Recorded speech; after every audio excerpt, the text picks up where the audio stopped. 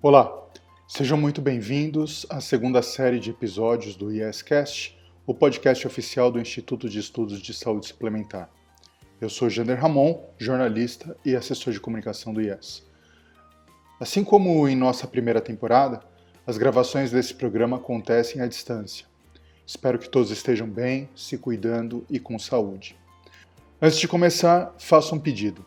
Siga o nosso podcast em sua plataforma de áudio predileta e, se você preferir nos acompanhar pelo YouTube, assine o canal, ative as notificações, conheça nossos conteúdos exclusivos e deixe seu like. Nós agradecemos. Você que nos acompanhou na primeira temporada já sabe, nosso podcast trata de assuntos relacionados à saúde suplementar. Nós buscamos, com diferentes iniciativas, olhar para as distintas perspectivas desse importante e complexo setor. Nessa segunda série, estamos debatendo o livro Judicialização de Planos de Saúde, Conceitos, Disputas e Consequências, uma obra organizada pelo IES, em parceria com o COPEDEM, o Colégio Permanente de Diretores de Escolas Estaduais da Magistratura, e que tem o apoio da SMAT, Escola de Magistratura de Tocantins. A obra é assinada por 20 autores convidados. Você encontra o livro na íntegra, gratuitamente, em nosso site www.iess.org.br.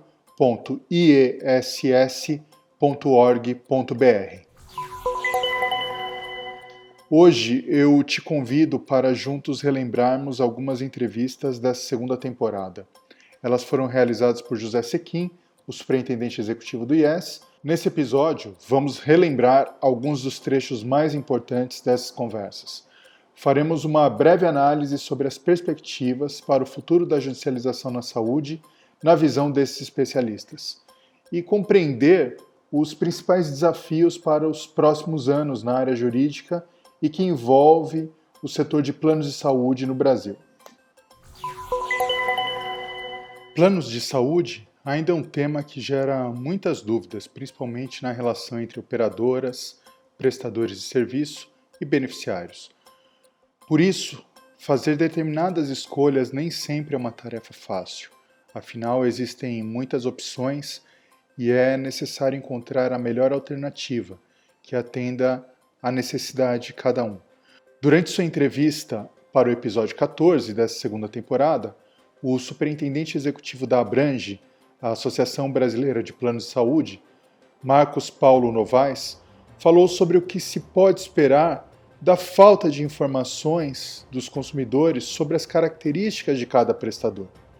Ele estava acompanhado da professora especialista em contabilidade e atuária, Ana Carolina Maia. Vamos ouvi-lo.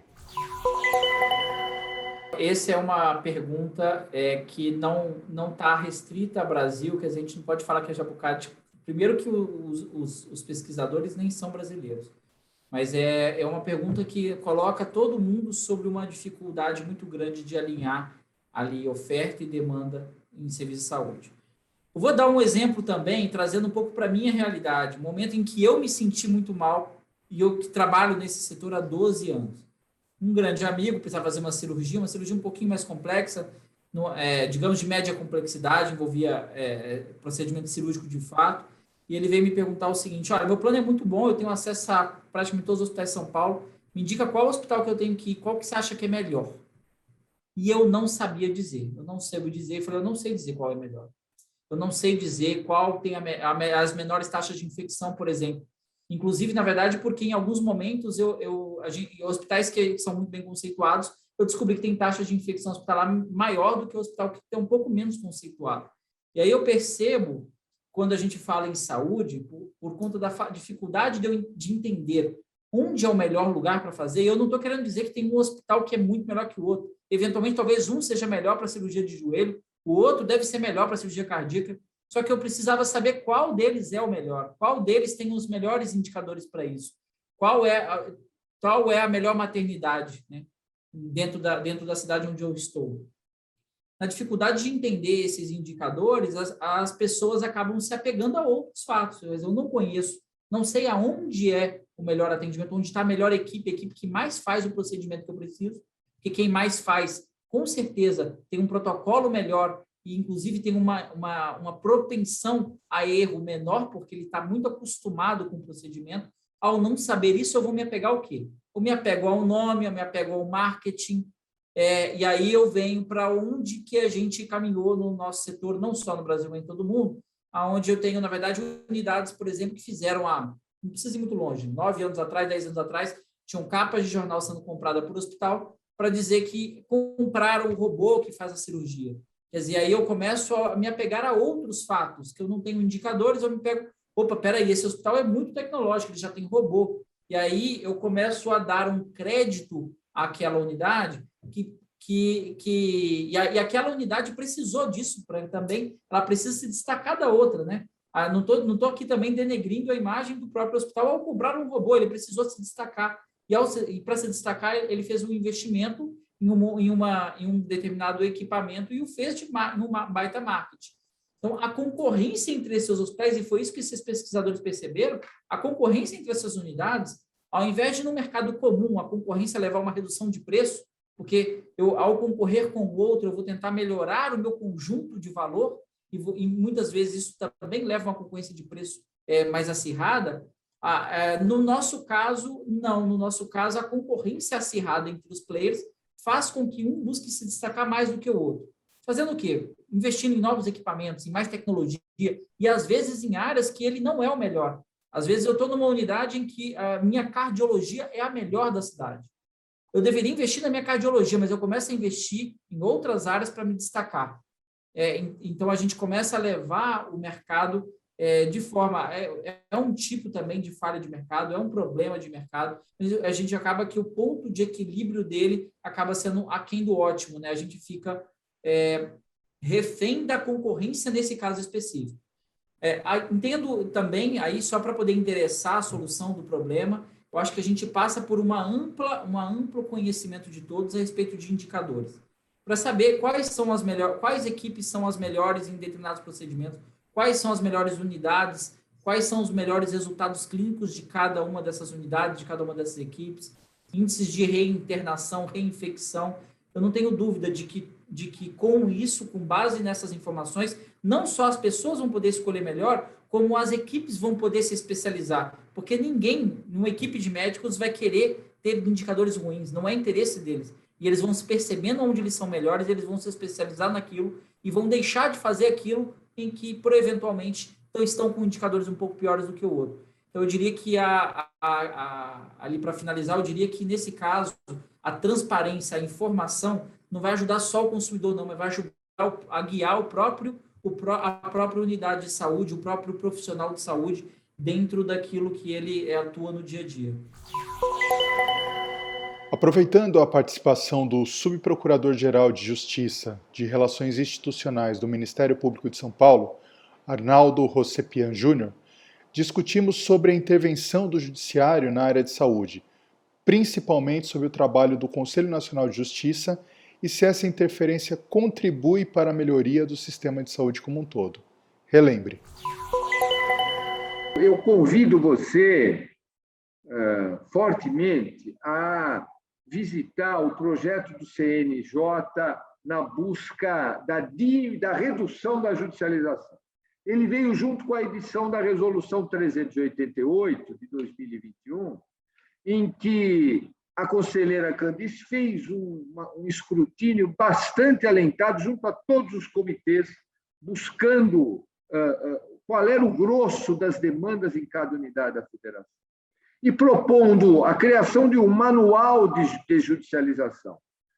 A questão da prevenção de conflitos, ou seja, você exercitar a resolução 125 do CNJ, que fala de mediação e conciliação, de forma intensa, como o Código de Processo Civil pede. E, para isso, como? Via uma ação mais presente, não, mas a mais abrangente da Escola Nacional da Magistratura e dos cursos que o Hospital Sírio-Libanês dá também para magistrados, né? Ou seja, buscar aquilo que o Ministério Público, quando faz ali, buscando eventualmente a assinatura de um termo de ajustamento de conduta, mas nem para termo de ajustamento de conduta. realmente a solução pela via dialógica. E isto é verdadeiramente você retirar este cacuete que a controvérsia é a melhor saída. Não é. Eu brincava muitas vezes que tem demandas judiciais, e nós que somos um pouco mais maduros, faz com que a gente lembre daquela música. Eu sempre fui muito fã daquele conjunto norte-americano Eagles, o Hotel Califórnia, que é aquele hotel que você entrava e não saía nunca mais. Então, tem demandas judiciais que nunca mais acabam. E isto não só deslegitima um trabalho tão necessário para o Brasil, que é a construção da segurança jurídica, que é um dever de todos os operadores do direito. No episódio 13 dessa segunda temporada do IEScast, o advogado especialista em direito constitucional, o Dr. Elival da Silva Ramos, afirma que não existe ativismo progressista ou conservador, mas sim que todo ativismo é ruim, exatamente porque rompe com princípios e conceitos centrais ao Estado de Direito, ou seja, basicamente a isonomia e a segurança jurídica. Qual seria então a solução para esse problema do ativismo judicial? Será que existe essa solução? E o que nos falta para alcançá-la? Escute agora. Todo o sistema judicial ele tem uma certa hierarquia, se não em termos, cada juiz ele é autônomo, cada juiz é autônomo para dar suas decisões, pelos seus critérios, de acordo com a sua consciência, mas existe sempre alguém que dá a palavra final, que são os tribunais superiores. No Brasil, é o Supremo Tribunal Federal, a última instância, né, de decisão. Como a Constituição é extensa, as questões normalmente acabam chegando ao Supremo, que tem hoje um papel central no nosso sistema processual. Claro que ao lado do STJ também, e nessa matéria de saúde, a atuação do STJ é muito importante, mas o Supremo tem a palavra final. O que eu diria que é fundamental nesse aspecto, a questão de o perfil daqueles que ocupam postos no próprio Supremo Tribunal Federal. Isso não é no Brasil, no mundo todo, a composição da corte, os critérios de composição são fundamentais. Eu acho que, assim, no Brasil, nós temos um critério que é da tradição republicana brasileira, há propostas de mudança, mas o fundamental é que quem quer que esteja aí com a atribuição de indicar juízes para a Suprema Corte e o Senado, que tem a atribuição constitucional de avaliar esses ministros, prestem sempre atenção nesse aspecto de formação intelectual do novo magistrado, né, do novo juiz da Suprema Corte, no sentido de verificar qual é a sua postura em relação ao ativismo. Quer dizer, o ativismo só prospera se há juízes ativistas. E esses juízes ativistas na Suprema Corte, é claro que isso tem um impacto muito maior. Eu tenho visto uma série de questões dominando aí as arguições daqueles que são indicados, né, para o Supremo Tribunal Federal, mas não tenho visto uma arguição, pelo menos bem estruturada. Talvez o Senado devesse se valer, inclusive, de apoio técnico para produzir boas arguições nesse campo. E aí as questões podem ser claramente colocadas, né? Eu tenho uma disposição constitucional, claro, uma regra constitucional. Ela estabelece uma regra muito clara lá. Eu posso afastá-la com base num princípio, veja, eu estou falando de normas do mesmo nível hierárquico. Eu vou dar prevalência a um princípio. Não, se o magistrado responder, não, sempre o princípio prevalece, tá? Lógico que ele já está indicando uma tendência ativista. Eu posso citar várias situações concretas, mencionar se naquele caso a decisão foi correta ou não. Como eu disse, o ativismo ele traz, claro, uma subjetivação maior, porque se eu não tenho critério, o critério é o magistrado que vai dar no caso concreto, no fundo é isso, né? O professor Miguel Reale resumia essa questão, ele não usava o termo ativismo ainda, mas ele dizia, olha, sempre no direito existe essa questão. Eu vou dar prevalência aos valores morais do magistrado ou a tentar colocar a objetividade da lei. Né? Muitos dizem assim, puxa, mas a lei pode estar errada, a lei pode ser injusta, eu vou aplicar isso. Esse é o preço que nós pagamos para ter objetividade. E veja, se eu estivesse falando de um sistema fechado, claro que eu não posso defender a perpetuação da injustiça, mas o sistema democrático ele é aberto, ou seja, eu consigo alterar os critérios legais. Basta que o legislador atue. Então, o juiz tem que fomentar que o legislador atue nessa matéria. Todas as experiências internacionais de ativismo conduzem o quê? A insegurança no plano econômico, no plano contratual, no plano legislativo, com impacto negativo nas políticas públicas, na administração pública e no setor privado.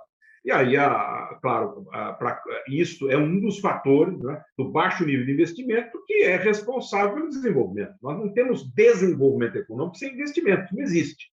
E para ter investimento, eu tenho um modelo totalmente público, que é ineficiente, porque o Estado não consegue agir rápido, como já foi dito aqui. Eu tenho um modelo que combina a iniciativa pública com ou muito mais a regulação pública e a iniciativa em alguns setores estruturais da economia, com a iniciativa privada, que é suplementar, complementar, ou às vezes é o único fator de produção de certos bens. Essa combinação tem sido apontada como um modelo mais eficiente. Mas, para isso, eu preciso contar com o setor privado. No Brasil, hoje, a todo momento se repete isso. Nós estamos agora em ano eleitoral, todos os pré-candidatos dizem a mesma coisa. Olha, não há dinheiro para muito investimento, ele deverá vir do setor privado. Mas como é que eu convido alguém para uma parceria público-privada, para um investimento qualquer, se eu não dou segurança do que o que ele vai contratualizar vai ser executado exatamente naqueles termos?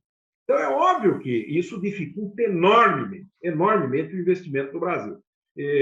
Portanto, o judiciário tem aí uma responsabilidade direta nesse fenômeno. Eu acho que isso tem que ser transmitido cada vez mais para que, enfim, como eu disse, a solução é complexa, mas passa pelo lado acadêmico, o ataque aí teórico ao neoconstitucionalismo, né, a volta a um constitucionalismo propriamente dito, em padrões clássicos, a questão da composição do Supremo, afastando eventuais magistrados ou não levando aos Supremos magistrados com perfil ativista, acho que isso é fundamental. E a partir do próprio Supremo, um Supremo que ficasse mais na linha do constitucionalismo clássico, certamente reverteria isso, porque hoje há instrumentos processuais para fazê-lo.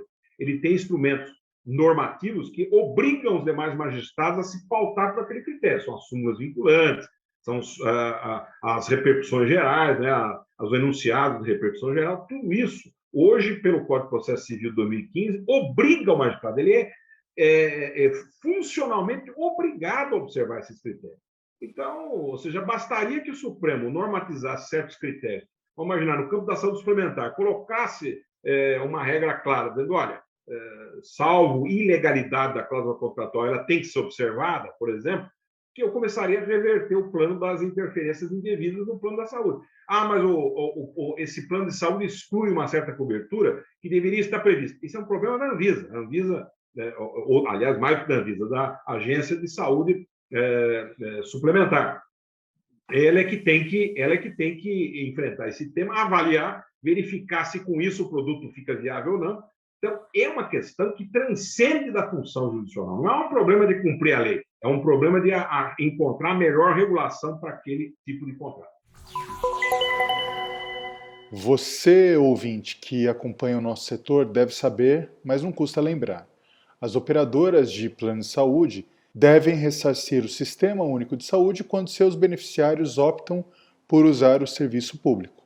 Está na lei, desde 1998, e essa medida foi criada para inibir que as operadoras estimulassem seus beneficiários a buscarem os serviços de saúde no sistema público. Ouça agora a análise e alguns pontos de discussão infralegais dessa norma pelo autor Luiz Felipe Conde, um advogado, mestre em saúde pública e que foi o convidado do episódio número 5 dessa segunda temporada do YesCast. Eu acho que o ressarcimento ao SUS, eu até vou falar o seguinte, como eu participei desse processo do projeto de lei, lá do projeto de lei 93 do senador Irã Saraiva, do então senador Irã Saraiva, né?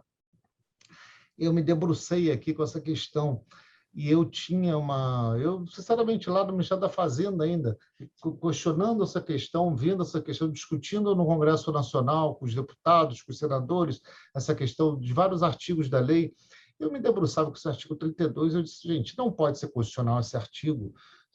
Para mim era uma coisa assim meio absurda. Eu disse, vamos ter 2 filas aqui, e essa que é uma grande preocupação. Eu não enxergava ele como uma questão de um mecanismo de regulação do mercado.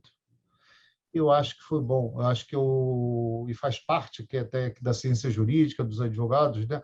Evoluírem no seu pensamento, né? Superar as fragilidades, superar aqui os preconceitos e até as ideias preconcebidas, né? E foi uma coisa que aconteceu. Eu vi que o ressarcimento ao SUS, ele de fato, o Supremo, né, comungando com a opinião do Supremo, até com os votos de todos os ministros que lá se manifestaram, o ex-ministro Maurício Correia, o ex-ministro Nelson Jobim, o ministro Marco Aurélio, todos, o atual ministro também, Gilmar Mendes, todos se manifestaram o seguinte, no sentido que é uma obrigação civil e que ela visa nada mais do que regular o mercado. É um mecanismo de regulação, evitando aqui, tentando evitar o enriquecimento sem causa das operadoras.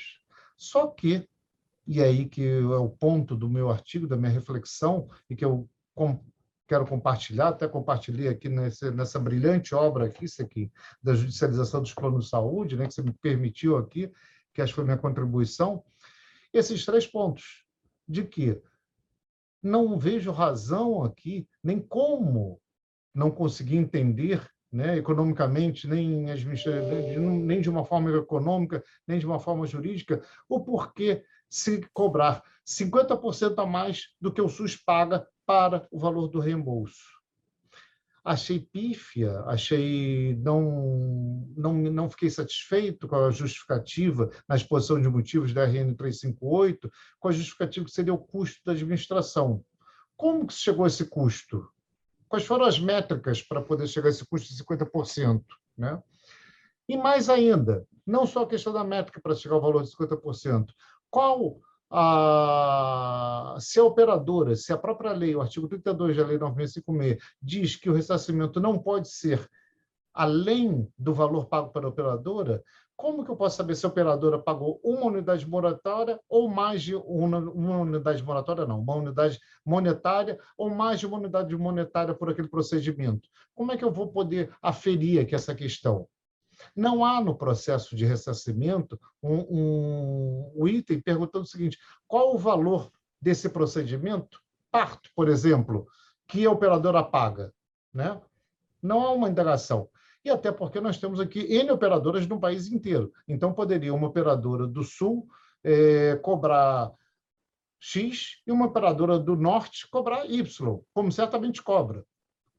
E eu não vejo em nenhum momento a agência perguntando, ou indagando, ou indo atrás de saber qual o valor que essas operadoras pagam por determinados procedimentos, no caso aqui específico, parto aqui, para poder efetuar, cobrar os 50% a mais do valor de reembolso, já que a lei limita, diz que eu não posso pagar mais do que a operadora paga. Então, até a defesa da operadora fica difícil, porque ela vai dizer o seguinte, olha, eu pago 50%. Em tese, esse argumento já deveria ser aceito, mas, na realidade, não é sempre assim. Tá? Então, essa questão aqui é um item que eu acho que é fundamental que se discuta aqui na academia, que a gente possa trazer aqui. Outro ponto aqui, Sequim, me permitindo aqui me alongar aqui um pouquinho nessas considerações finais, a questão da fluência dos juros, né, e de mora. Em nenhum local, né, todos que eu participo, nos meus 35 anos aqui de advocacia, eu vi a contagem de juros de mora, a fluência dos juros de mora, antes do trânsito em julgado daquela decisão, daquela obrigação. Eu não sei ainda se vou ter ou não. Por que eu vou começar se eu vou ter aquela despesa ou não? Por que eu já vou contar os juros e a mora sem ter uma decisão definitiva? Se eu posso ingressar com o recurso e esse recurso ter efeito suspensivo. Se ele suspende, no meu sentir, a fluência dos juros e mora, deveria, por consequência, suspender também a fluência dos juros e da mora. E não correr e a outra suspende o prazo. E todas as ações aqui, a cobrança. Eu não cobro, né? A Agência Nacional de Saúde não cobra, mas continua a fluência dos juros e da mora, passa a contar desde aquela época de lá. Desde a época em qual? Que teve a autorização de internação hospitalar, desde a época da ABI, que foi aberta o aviso dos beneficiários identificados, que a agência teve o cruzamento no DataSUS do cadastro da agência com o cadastro do SUS. Desde aquela época já se começa. Eu não vejo razão para isso. E, por fim, a questão que eu queria falar essa questão da prescrição, que o TCU adotou um entendimento da imprescritibilidade, e eu acho uma temeridade até. Você imagina que uma operadora, 20 anos depois, ser cobrada de uma ABI do ano 2000. Quer dizer, qual a segurança jurídica? A prescrição e a decadência são institutos do Código Civil, dos civilistas, visam exatamente dar segurança ao cidadão. Nós não podemos ter aqui uma questão imprescritível, como que é o TCU. Temos que dar fim às negociações. Os balanços estão aí, as auditorias vão ratificar ou não, vão recomendar nos balanços das empresas. O administrado precisa ter uma solução daquele ano fiscal, daquela temporada. Não pode ficar eternamente com uma espada de Damocles na sua cabeça, achando que pode vir cobrar aqui um ressarcimento de 10, de 20 anos atrás. Em seu artigo escrito para o livro do IES, Judicialização de Planos de Saúde, Conceitos, Disputas e Consequências, o ministro do Superior Tribunal de Justiça, Ricardo Vilas Boas Cueva, tratou da relevância do poder regulatório da ANS, a Agência Nacional de Saúde Suplementar, na jurisprudência do STJ. Apesar de constatarmos estritas aderências das decisões judiciais às normas reguladoras, sabemos que sempre há espaço para controvérsias ou mesmo decisões em direções opostas entre turmas do STJ. Por isso, ouça a fala do ministro Vilas Boas Cueva sobre como funciona o processo de apreciação das questões de saúde suplementar no STJ. Vamos entender. O artigo, de fato, procura analisar com exemplos vários de julgados das duas turmas do STJ e da seção de direito privado, né, que julga essas questões de saúde suplementar, como nós dialogamos com as decisões da autoridade responsável pelo tema, a ANS. De fato, nos últimos anos, tem se constatado uma deferência muito grande às capacidades técnicas, né, da agência, que não podem ser substituídas pelo Poder Judiciário, que, além de ser constrangido pela separação de poderes, não tem a capacidade técnica necessária a fazer as avaliações que competem à autoridade administrativa. O STJ, naturalmente, ele é concebido de modo a que haja duas turmas que analisam a mesma questão. A terceira e a quarta turma, que compõem a segunda seção do STJ, julgam todo o direito privado e, portanto, analisam as questões afetas à judicialização da saúde suplementar. Por vezes, há visões diferentes. Por exemplo, a quarta turma tem um entendimento consolidado de que o rol de procedimentos e eventos da ANS é taxativo, ao passo que a terceira turma, minha turma, tem o entendimento de que o rol é meramente exemplificativo.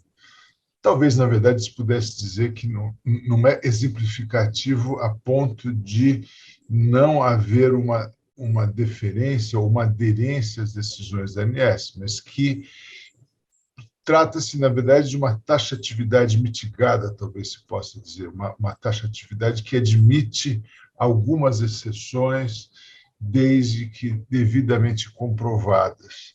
Essa questão, por exemplo, do rol ser ou não taxativo ou ser exemplificativo, ela está sendo submetida à segunda sessão, que congrega essas duas turmas e que decidirá definitivamente como deve ser interpretado o rol da ANS.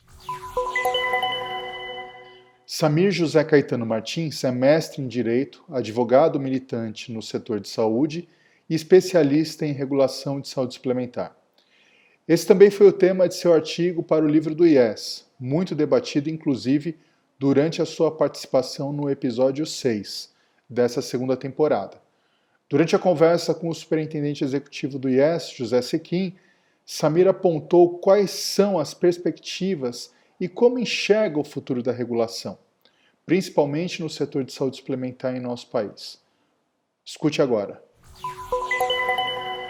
Nós sabemos que o setor de saúde suplementar, assim como a saúde no mundo todo, se depara com 3 grandes desafios: a transição epidemiológica, com o envelhecimento populacional, a transição epidemiológica, com a maior prevalência de doenças crônicas não transmissíveis, que vão exigir tratamentos de longo curso e muitas vezes de alto custo.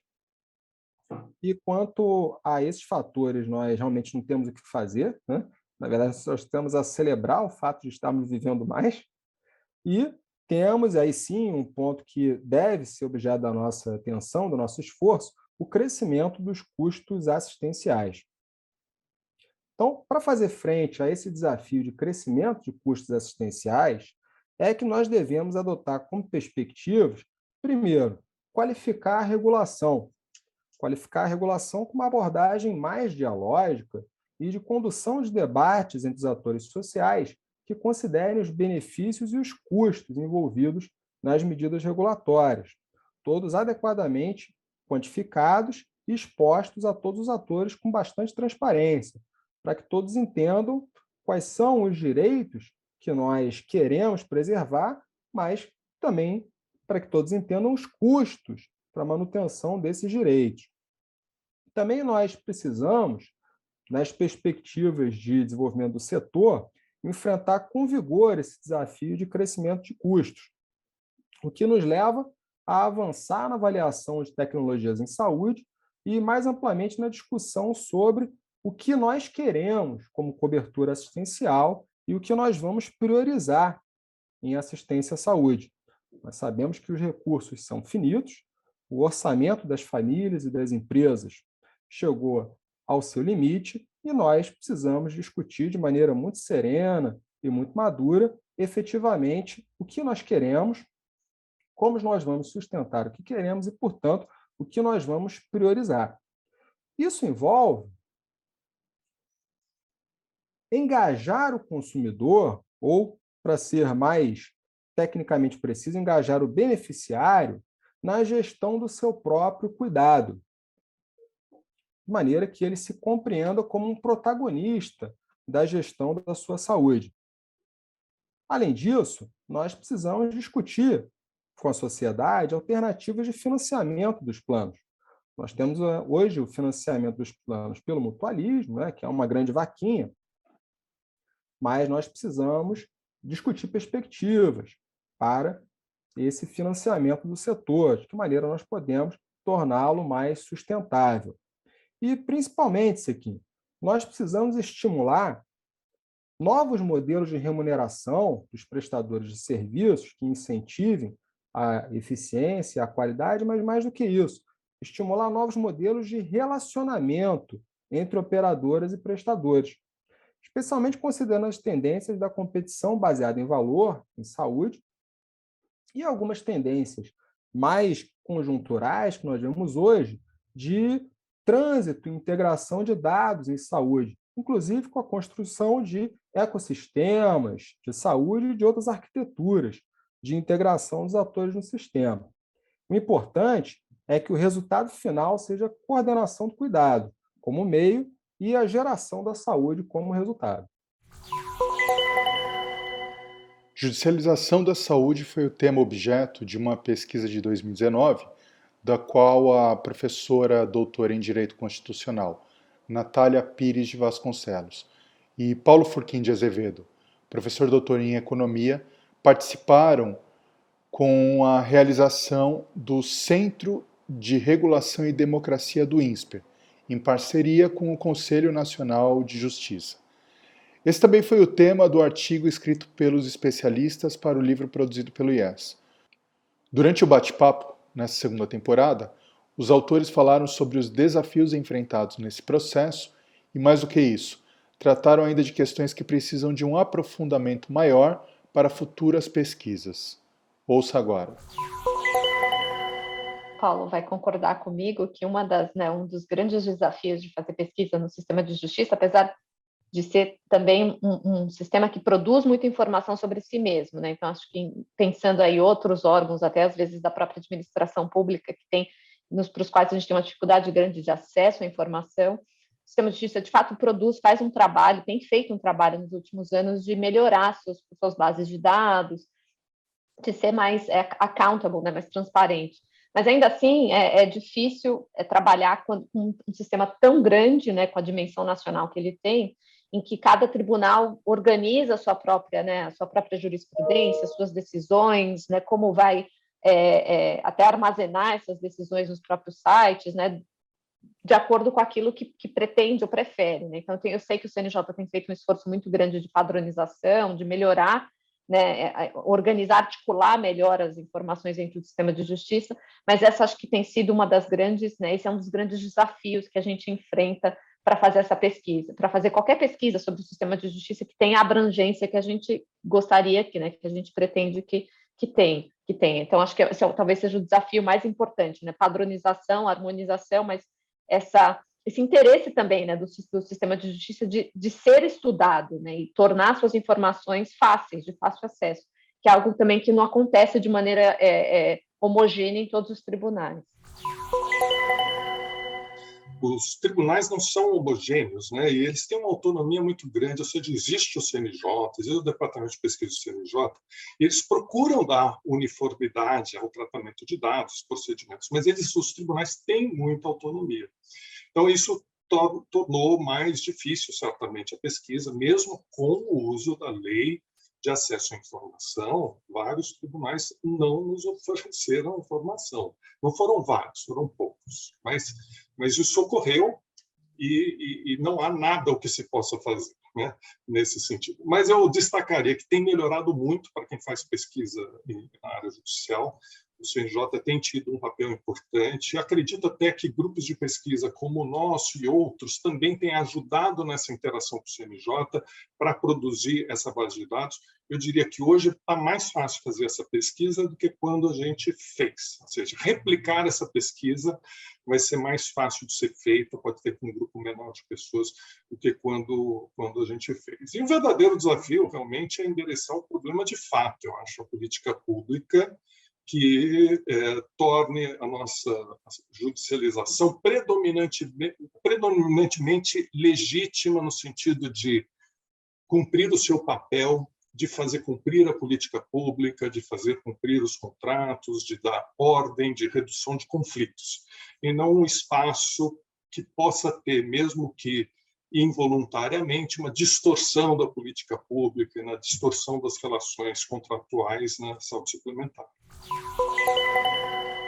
Bem, para encerrar esse episódio especial que trata das perspectivas para o futuro da judicialização da saúde, fique agora com o depoimento do ex-ministro do Supremo Tribunal Federal, hoje ministro aposentado, Marco Aurélio Mello.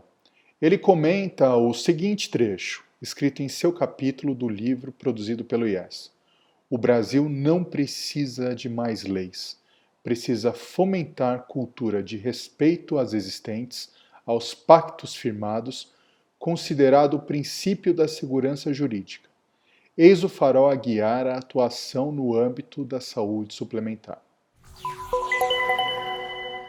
Como é que nós podemos ter previsibilidade?